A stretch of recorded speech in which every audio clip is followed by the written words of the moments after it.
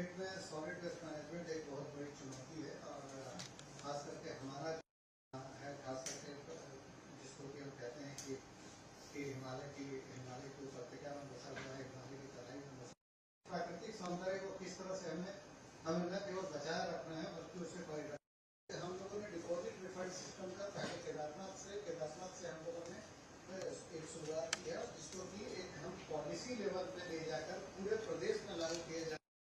एक व्यवस्था है कि अगर हम खास करके अभी प्लास्टिक बॉटल्स पे हम इस पे काम कर रहे हैं, उसको अगर जहाँ से कई जगह जो काउंटर्स होंगे, कई जगह सेंटर्स होंगे, उस सेंटर के बेसिस पे उस बॉटल से उस तरह की जो चीज़ें जो फिर से रिसाइकिल करके रीयूज करते हैं, तो जो R3 जो होता है, रिसाइकिल रीयूज और उसी तरह से उसका ऐसी व्यवस्था रखी उसके क्रम में हम बता रहे हैं।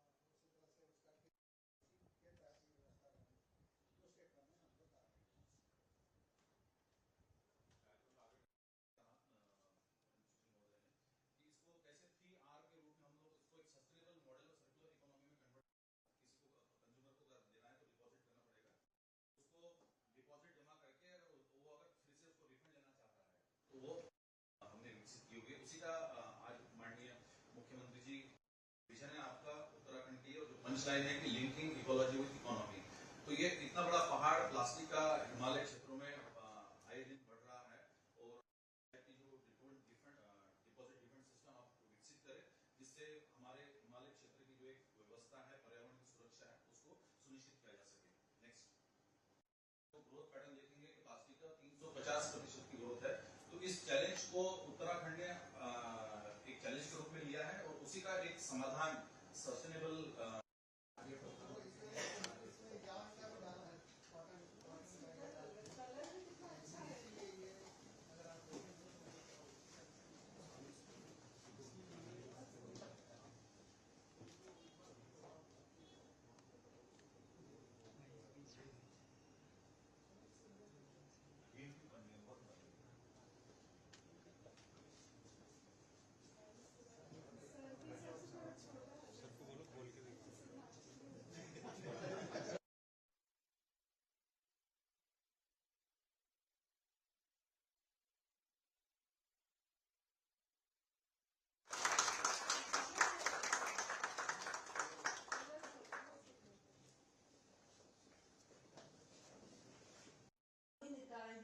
उनके साथ भी करें, और जो क्योंकि वो डोर टू डोर कूड़ा कलेक्शन जो करते हैं सर, वहीं पे अगर प्लास्टिक को सेग्रीगेट कर दें तो सर इसका और ग्रामीण क्षेत्र से पंचायती राज जैसे ही वो अपने आप को आइडेंटिफाई करेगा, एक बार कनेक्ट होगा सर्वर से वैलिडेट हमको ये स्कैन करना है, एक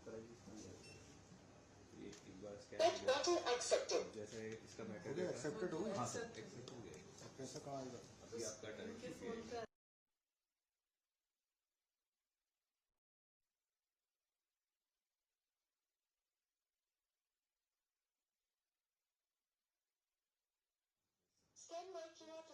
एक बड़ा है, अब इसको किसी डस्टबिन पे भी लगा सकते हैं। ये सर, ये यहाँ पे जो मशीन है इसमें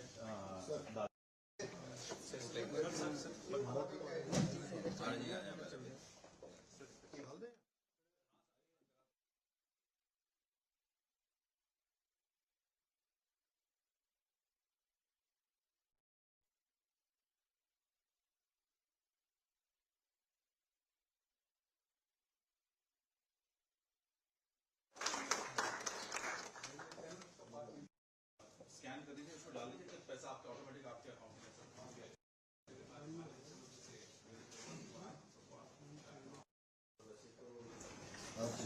आज हमारे प्रधानमंत्री जी ने पहली बार बाबा केदार की भूमि से कहा था कि इसमें का दर्शन होगा, तो उस दिशा में हर एक काम हम कर रहे हैं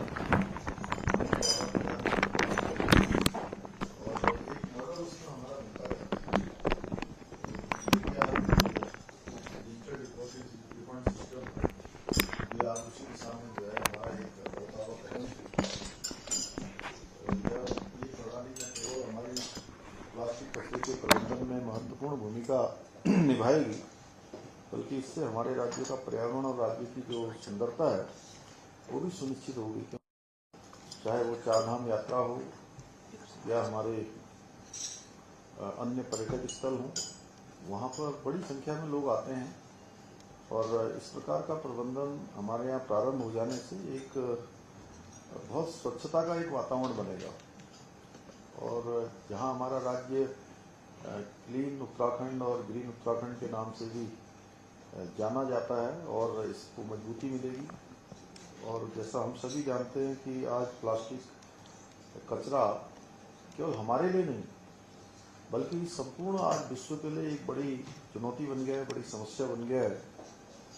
ये हमारे पर्यावरण को तो प्रदूषण करता ही है और एक वातावरण के लिए भी एक बड़ा खतरा है। इसको किसी भी कीमत पर हम नजरअंदाज नहीं कर सकते हैं। हमारे धामों के अंदर जिस प्रकार से लोगों का आना जाना है, वहाँ पर जिस प्रकार का वेस्ट पड़ता है और ये जो हम कावड़ यात्रा होती है, कावड़ यात्रा के बाद भी कई कुंटलों कई टनों में वेस्ट हमारे यहाँ पर जो है हो जाता है और वो एक बड़ी समस्या बनती है। उससे लोगों में एक बड़ा जो एक अच्छा भाव लेकर यहाँ आते हैं, थोड़ा सा उसमें न्यूनता आती है और इसका समाधान केवल तभी संभव है जब हम सब लोग मिलकर इसको नियंत्रित करने के लिए ठोस कदम उठाएं। हमारे राज्य की जो प्राकृतिक संपदा है वो हमारे जीवन का अभिन्न अंग है और इसकी सुरक्षा करना हम सबका बड़ा परम कर्तव्य है कि हम सब लोग अपने अपने स्तर से, क्योंकि एक अभियान आज औपचारिक रूप से यहाँ प्रारंभ हो गया है, लेकिन ये तभी हमारा लक्ष्य को पूरा कर पाएगा जब हम लोग केवल औपचारिक रूप से आज शामिल न होकर इस दिशा में ठोस हम काम करें। और मुझे ये भी बताया गया है कि इस प्रणाली का मुख्य उद्देश्य ये है कि प्लास्टिक की जो वस्तुएं हैं, जैसा कि आप सब लोगों ने अभी देखा भी हम लोगों ने, कि पुनः उनका जो है फिर से उपयोग हो पाए और पर्यावरण को होने वाला जो नुकसान है उससे बचाया जा सके। इस प्रणाली के माध्यम से कोई भी व्यक्ति जो भी प्लास्टिक की वस्तु खरीदेगा और वो QR कोड से जो है उसको कर लेगा तो उसके बाद उसका डिपॉजिट जो है उसके खाते में आ जाएगा और जब वो उस वस्तु को उपयोग के बाद पुनः लौटाएगा तो वो शुल्क जो है वापस उसको कर दिया जाएगा। जैसा अभी सुधांशु जी ने बताया कि बचपन में जो है और हमने भी देखा है प्लास्टिक की पूरी कोको कोला की पूरी क्रेट जो है वापस जाती थी, एक एक बोतल। और धीरे धीरे जैसे जैसे हमारी सुविधाएं बढ़ी हैं और भौतिक चीज़ें बढ़ी हैं, ज्ञान विज्ञान भी बढ़ा है, मैं ये भी कहूँगा, तो हम छोटी चीज़ों को थोड़ा पीछे छोड़ते चले गए हैं। तो वो कहीं ना कहीं आने वाले समय में हमारे लिए हानिकारक भी हुई हैं। यह प्रणाली जो है प्लास्टिक की जो वस्तुएं हैं उनको सही तरीके से निस्तारण के लिए भी प्रोत्साहित करेगी, कचरे और प्लास्टिक के रिसाइकलिंग को भी बढ़ाएगी और एक रिवर्स बेंडिंग मशीन भी बनाई गई है, हमने देखा है। तो ये जो है निश्चित रूप से प्लास्टिक रैपर है, अन्य प्लास्टिक कचरा है, इसमें एकत्र किया जा सकेगा। साथ ही इस मशीन के द्वारा ही भुगतान भी हो जाएगा। हाँ जी सर। तो रिवर्स ATM भी है। मेरा मानना है कि ये सब कुछ जो है सुनने में जरूर अच्छा लग रहा है, लेकिन मुझे ऐसा लगता है कि इसके लिए थोड़ा हमको एक्स्ट्रा एफर्ट्स भी करने होंगे, क्योंकि ये हमारे लिए चुनौती भी होगा और इसे दूर करने के लिए हमारे आज जितने भी लोग जो डिजिटल हमारे आज वर्चुअल माध्यम से जुड़े हैं, सभी DM हैं, सभी नगर निकाय हैं, वन विभाग है, ऐसे विभागों को सबको एक कोऑर्डिनेशन के साथ काम करना होगा और सब लोग जब मिलजुल कर एक अच्छा समन्वय बनाएंगे तो ये अच्छा होगा। और वर्तमान में जो DRS की योजना है विश्व के 43 देशों में चल रही है। उत्तराखंड में पहली बार 2 साल पहले पायलट प्रोजेक्ट के तहत ये योजना की इसकी शुरुआत की गई थी और जिसके सफल क्रियान्वयन के लिए जिला प्रशासन को भारत सरकार के द्वारा 2023 में डिजिटल इंडिया अवार्ड से भी सम्मानित किया गया। अभी हम लोगों ने देखा कि मयूर दीक्षित जी कहीं पर हैं, क्या जुड़े हैं इसमें? जुड़े नहीं, टेरी से नहीं जुड़े। हाँ मयूर जुड़े। चलिए आपको बधाई हो, आपने जिलाधिकारी के रूप में वहाँ का अच्छा कचरा प्रबंधन किया था, तो पुरस्कार माननीय राष्ट्रपति महोदय के उसमें हाथों से आपको मिला है। भाइयों बहनों, हमारी पहाड़ियाँ, नदियाँ, जंगल और समृद्ध वन जीव, ये सब हमारी पहचान है। लेकिन जो ये प्लास्टिक है, ये प्रदूषण, ये हमारी जो ये धरोहर है, जो प्रकृति द्वारा हमें प्रदत्त है, और प्रकृति ने हमें बहुत अनमोल धरोहरें दी है। कहीं न कहीं इन प्लास्टिक के कारण से, अन्य कारणों से जो है ये खतरे में पड़ गई हैं। मेरा मानना है कि ये प्रणाली हमारी प्राकृतिक संपदा की रक्षा के लिए एक महत्वपूर्ण कदम सिद्ध हो सकती है।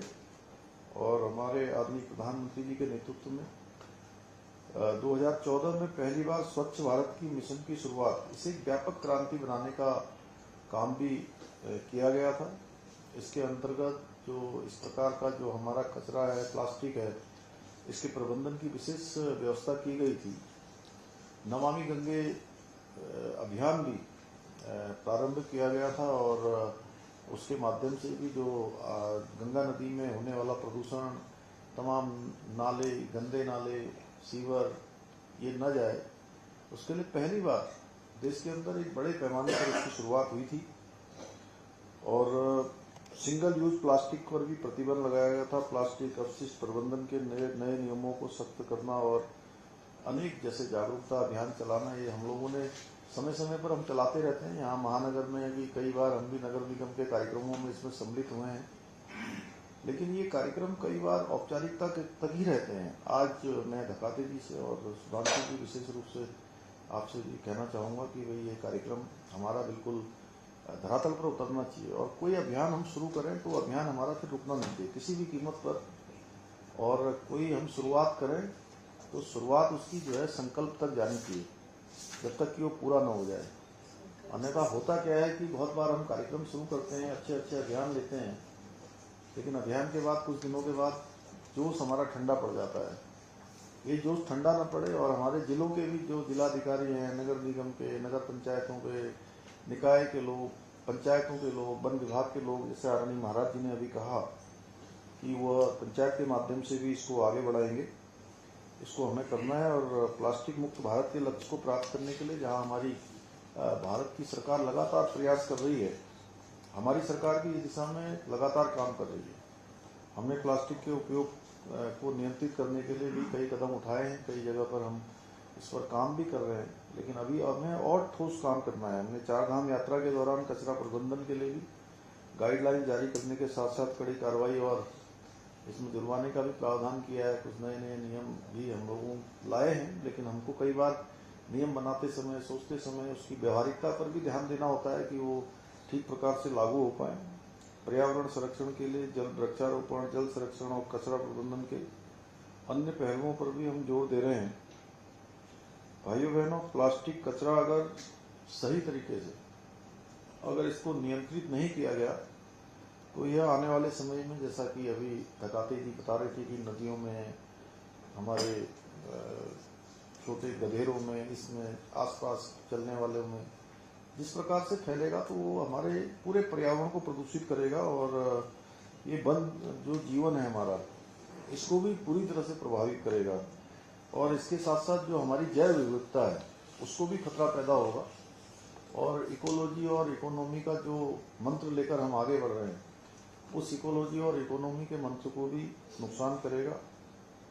डिजिटल डिपॉजिट रिफंड सिस्टम के माध्यम से हम न केवल कचरे को नियंत्रित कर सकेंगे, बल्कि यह भी सुनिश्चित कर सकेंगे कि हमारी प्राकृतिक संपदा उनकी वो भी सुरक्षित रहे, जो प्रकृति द्वारा प्रदत्त हमको भगवान के द्वारा दी हुई जो सुंदर एक हमारा पर्यावरण है वह भी सुरक्षित रहेगा। और इससे पर्यटन के क्षेत्र में भी एक बड़ा सकारात्मक संदेश जाएगा, और हमारे राज्य की अर्थव्यवस्था को भी बल मिलेगा। इसलिए हम सभी का कर्तव्य है कि इस सिस्टम को हम लोग अपनाएं और इसे सफल में लाएं। आइए हम सब मिलकर एक जो है स्वच्छ, प्लास्टिक मुक्त और सुंदर उत्तराखंड के निर्माण के लिए, आने वाली हमारी पीढ़ियों के लिए उदाहरण बने। एक बार मैं आप सभी को पुनः अपनी ओर से बहुत बधाई देता हूँ, बहुत शुभकामनाएं देता हूँ। तो आज शानदार पहल हम लोगों ने शुरू की है, और देश में पिछले दिनों हम लोगों ने जीईपी भी जो है जीईपी भी यहाँ पर प्रारंभ की है। उसका भी एक सकारात्मक संदेश सभी जगह गया है, उसको भी हम धीरे धीरे आगे बढ़ा रहे हैं। एक बड़ा आंकड़ा आया है कि हमने विकास के कौन से मानक बनाए हैं, विकास में हम जिस प्रकार से आगे बढ़ रहे हैं उसी प्रकार से हम पर्यावरण के क्षेत्र में भी क्या योगदान कर रहे हैं। तो वृक्षारोपण हमारा अभियान तेजी से चल ही रहा है। तो ये सभी अभियान हमारे मिलकर पूरे प्रदेश को और राष्ट्र को एक नई दिशा देने का काम करेंगे। पुनः आप सबका एक बार मैं सबका धन्यवाद करता हूँ। बहुत बहुत धन्यवाद।